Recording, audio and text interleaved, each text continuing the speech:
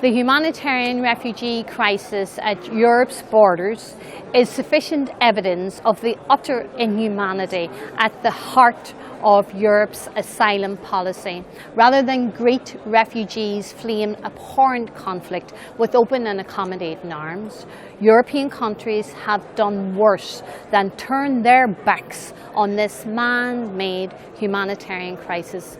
Some, for instance, EU member states, have displayed some of the most chilling inhumanity recent human history have seen.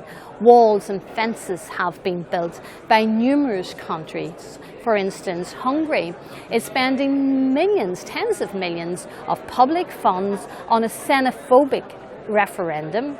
And, for instance, in Slovakia, it will only accept Christian asylum seekers, and just a few weeks ago an MEP in this parliament suggested putting severed pigs' heads at border crossings to deter Muslim refugees.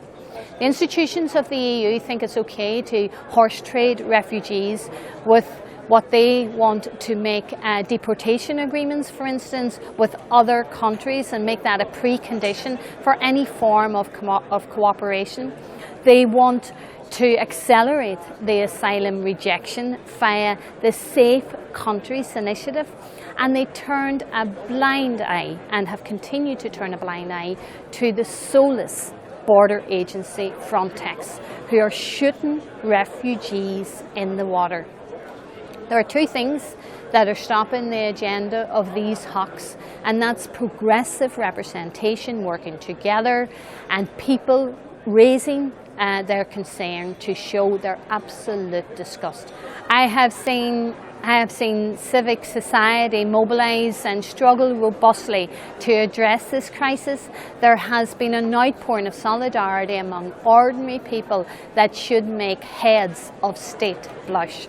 But there is so much more to do. I will continue to work with progressive colleagues in order to promote a humane approach to this crisis. Western nations, particularly those involved in illegal wars across Africa and the Middle East, have a duty, without doubt, to address the humanitarian crisis at Europe's borders. Those nations who are bankrolling the new fences in Calais also bomb Syria. They are creating problems and they are ignoring the solution. If each state played their part, this refugee crisis could, without doubt, be resolved. So it's up to you at home to lobby elected representatives like me and many, many others, and governments, to act with warmth and compassion.